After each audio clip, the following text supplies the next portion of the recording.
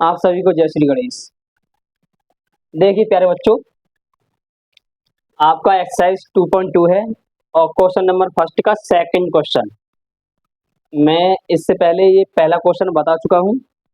आप हमसे जुड़े रहिए, हमारे चैनल को सब्सक्राइब करें और इसी तरह की वीडियो देखें। देखिए, इसमें हमें शून्य ज्ञात करवा रहा, शून्य। तो शून्य ज्ञात करवाने के लिए हमें इक्वल टू में 0 रखना होता है, ठीक है ना, सबसे पहले। अच्छा, तो अब हमें क्या करना है, इसका द्विघात समीकरण सॉल्व करना है। तो हम क्या करते हैं, इस वाली संख्या का यहाँ जो स्क्वायर होता है, एक्स स्क्वायर वाई स्क्वायर, उसके गुणांक वाली संख्या में गुणा करते हैं। तो 4 एकम 4 या 1 चौक 4 और यहाँ रख लेंगे, ठीक है। किसका आया है, ये प्लस का 4 आया है, ठीक। अच्छा, अब हमें क्या करने का है, ये जो आपका x का गुणांक दिखा रहा है 4, हमें 4 लाने का है। तो ये जो 4 दिखाई दे रहा है, 4 के ऐसे फैक्टर करिएगा जो कि 4 के उन दोनों फैक्टरों को जोड़कर 4 आ जाए। देखिए 4 के फैक्टर हो गए 2 दूनी 4। क्या इन दोनों को जोड़ करके 4 आ रहा है? बिल्कुल आ रहा है। तो हमें क्या करने का है, देखिएगा 4s² माइनस, हमें क्या करने का है, इस 4 की जगह सिर्फ 2 + 2 रखने का है, +1 = 0। ओके बच्चों, अब हम क्या करेंगे, इस ब्रैकेट को ओपन करने का है।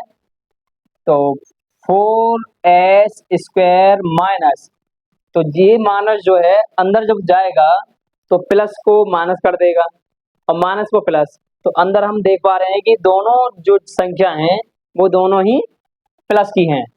तो 2 और पीछे से s गुणा हो जाएगा -2 और पीछे से ये आपका s मल्टीप्लाई हो जाएगा प्लस और ये 1 = में 0।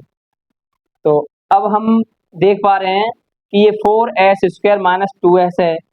तो इन दोनों में क्या कॉमन आएगा? तो पहले तो हम अंक में देखते हैं, किसमें, डिजिट में देखते हैं कि क्या कॉमन ले सकते हैं, ठीक है ना। तो 4 और 2, तो आप एक ऐसा नंबर लीजिएगा जो 4 और 2 को डिवाइड कर सके। तो हम देख पा रहे हैं कि 4 और 2 को 2 डिवाइड कर पाएगा, ठीक है ना, s² और s। तो इसमें हम बता दें कि पावर वाली नंबरों में, पावर वाले अलजेब्रिक नंबरों में आप कम पावर वाला कॉमन लिया करो, कम पावर वाला। तो इसमें 2 पावर है और इसमें 1 पावर है, तो हम लेंगे 1 पावर वाला, ठीक है। अब जब कॉमन ले ही लेते हैं तो कॉमन इक्वल टू डिवाइडेड होता है, कॉमन इक्वल टू डिवाइड। तो हमें जो कॉमन ले लिया है तो इसका मतलब डिवाइड करने का है। तो 2s से हम 4s में डिवाइड करने का है। तो 4s² में हम 2s से डिवाइड करेंगे, 2 से 4 डिवाइड होगा, 2 2 जा 4 और 1s से 1s कैंसिल हो जाएगा, 1s बचेगा। तो ये बचेगा 2s, क्या बचेगा, 2s। अगर इस तरीका से समझ में नहीं आया हो तो मैं बताता हूँ, 2 दूनी 4 और एक s से एक s डिवाइड हो जाएगी, एक s बचेगी हमारी, माइनस 2s से 2s डिवाइड करेंगे, 2s से 2s डिवाइड करेंगे तो ये कितना बार होगा, 1 टाइम्स। मैंने बताया है कि यहाँ तक जो करने के बाद जो आपका साइन बचता है वही आपको कॉपी करने का है। और एक और बात मैं बताना भूल गया पहले वाली में, जो ब्रैकेट आपका यहाँ पर आया है बच्चों, जो ब्रैकेट यहाँ पर आया है मेरे प्यारे बच्चों, वही ब्रैकेट यहाँ पर आने का है, 100% श्योर। तो आप देख पा रहे होंगे कि 2s - 1 यहाँ पर दिखाई दे रहा है, सिर्फ माइनस प्लस का इसमें डिफरेंट है। तो हमें क्या करने का है, तो जब अगर आपको दिखाई दे कि इन दोनों में कोई कॉमन नहीं आ सकता या आपको कॉमन कोई नजर नहीं आ रहा है, तो आप अपनी तरफ से 1 लेने का है। जब माइनस माइनस प्लस हो जाएगा, 1 का डिवाइड 2s में करेंगे तो 2s आएगा, माइनस प्लस माइनस होता है, 1 का डिवाइड 1 में करेंगे तो 1 होगा। तो अब आप क्या देख पा रहे हैं बच्चों कि 2s - 1 2s - 1 दो ब्रैकेट सेम हैं। तो आप इन दोनों में से किसी एक को कॉपी कर लेने का है और दूसरा ब्रैकेट जो बनाने का है वो 2s और -1 ये बन जाएगा। तो बच्चों आप क्या देख पा रहे हैं कि दोनों ब्रैकेट सेम है। क्या है ये?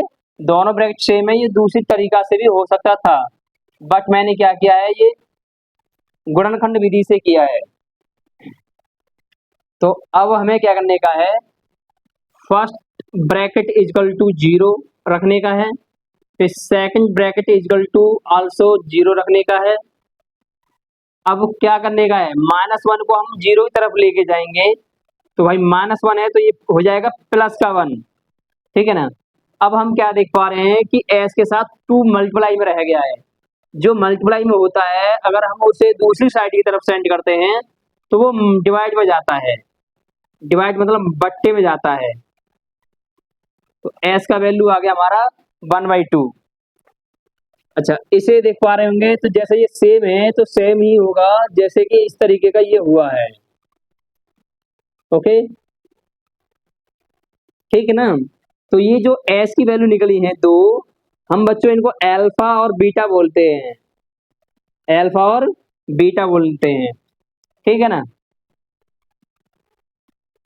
अल्फा और बीटा बोलते हैं इनको हम। ये अल्फा, पहला अल्फा और दूसरा बीटा होता है। अब हमें क्या करने का है कि इसकी हम ax² plus bx plus c equal to 0 से हम इसकी कंपेयर करेंगे, तुलना करेंगे। तो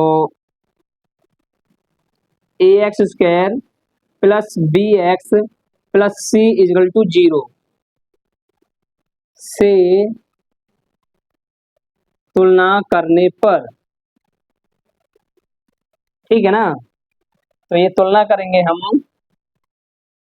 जरा चेक करिएगा, ये ब्लू इंक दिखाई दे रहा है नहीं,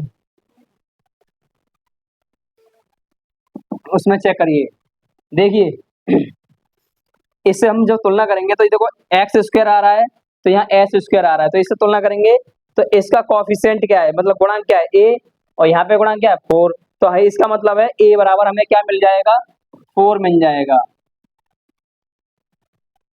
a बराबर मिलेगा हमें 4, और इसी तरीका से b बराबर मिलेगा हमें -4, और c बराबर मिलेगा हमें +1, और अल्फा इजकल टू मिलेगा हमें 1/2, और बीटा इजकल टू भी यही मिलेगा 1/2, ठीक है।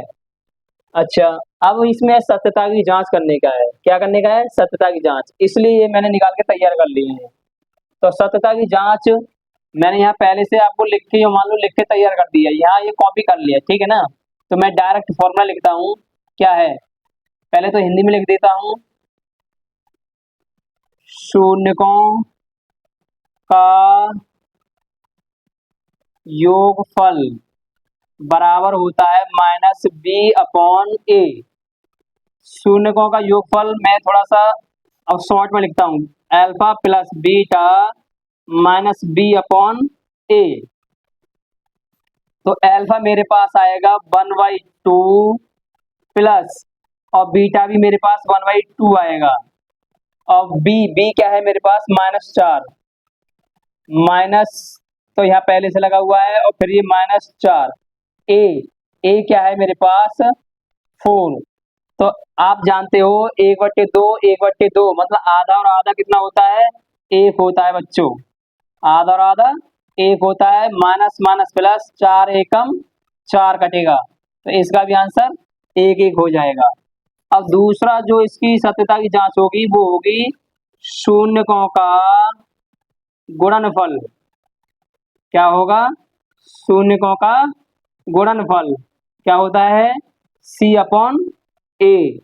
तो शून्यकों का गुणनफल क्या होता है, अल्फा इंटू बीटा c/a। तो अल्फा आप जानते हो वही है 1/2 मल्टीप्लाई 1/2। सी मेरे पास है 1, और ए मेरे पास है 4। तो 1 1 जा 1 मतलब 1 एकम 1, और 2 दूनी 4, और ये 1/4।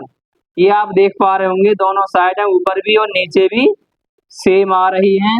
ये हमारी सत्यता की जांच हो गई, इसे बोल सकते हैं हैंस प्रूव्ड।